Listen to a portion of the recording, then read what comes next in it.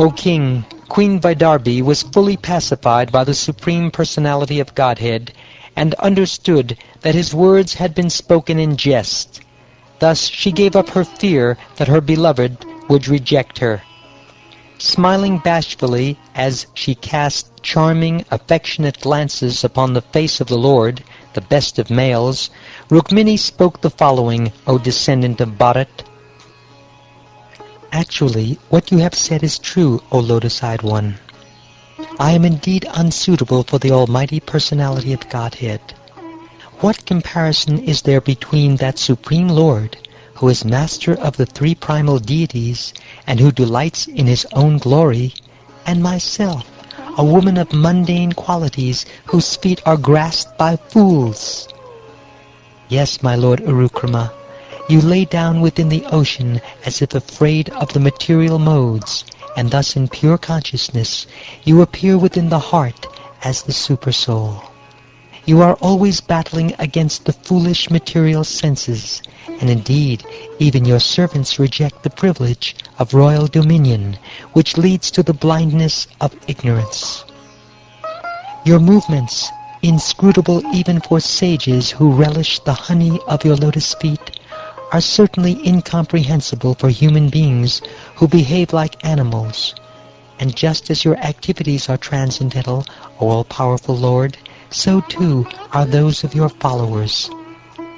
You possess nothing because there is nothing beyond you. Even the great enjoyers of tribute, Brahma and other demigods, pay tribute to you.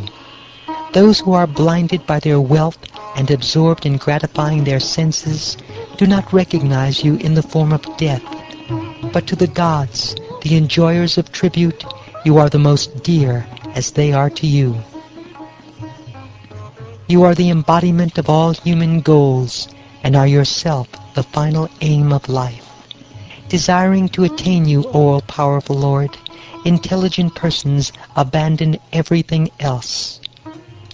It is they who are worthy of your association, not men and women absorbed in the pleasure and grief resulting from their mutual lust.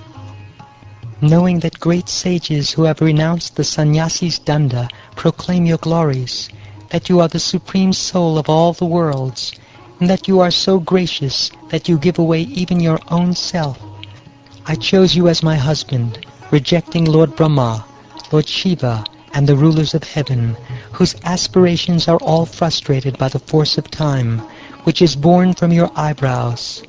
What interest then could I have in any other suitors? My Lord, as a lion drives away lesser animals to claim his proper tribute, you drove off the assembled kings with the resounding twang of your sharanga bow, and then claimed me, your fair share. Thus it is sheer foolishness, my dear Gadagraja, for you to say you took shelter in the ocean out of fear of those kings. Wanting your association, the best of kings, Anga, Vainya, Jayanta, Nahusha, Gaya, and others, abandoned their absolute sovereignty and entered the forest to seek you out. How could those kings suffer frustration in this world, O lotus-eyed one? The aroma of your lotus feet, which is glorified by great saints, awards people liberation and is the abode of Goddess Lakshmi. What woman would take shelter of any other man after savoring that aroma? Since you are the abode of transcendental qualities, what mortal woman with the insight to distinguish her own true interest would disregard that fragrance and depend instead on someone who is always subject to terrible fear?